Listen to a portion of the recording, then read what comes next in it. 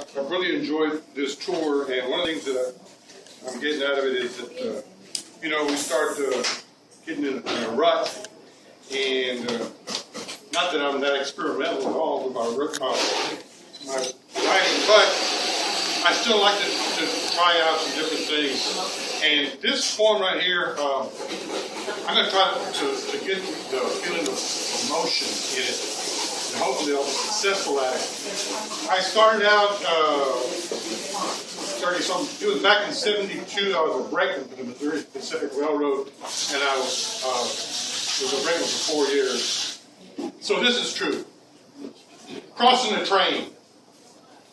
We pulled out of Vanderbilt early one morning, bound for Settegas Yard, with 65 loaded rail cars, highballing through Lolita, Blessing, Sweeney, and Brazoria. Our train, Missouri Pacific's number 194, a through freight, pulling tank cars of chemicals and hopper cars loaded with polymer pellets gathered from refineries and plants along the Texas Gulf Coast.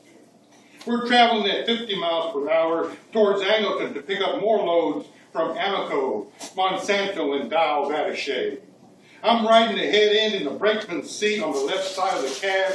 The conductor sits in the middle, and the engineer rides on the right, his hand on the horn, blaring as we approach Old River Road. We see the car traveling from west to east, the driver racing to the crossing. The train screams one last warning. The engineer big holes the train in emergency. Air brakes slam against steel wheels, rasping or rattling.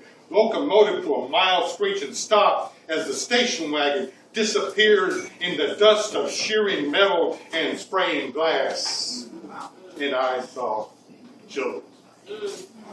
The conductor and I walked back to the crossing in silence, except for the click-clack of silver gray ballast under our boots.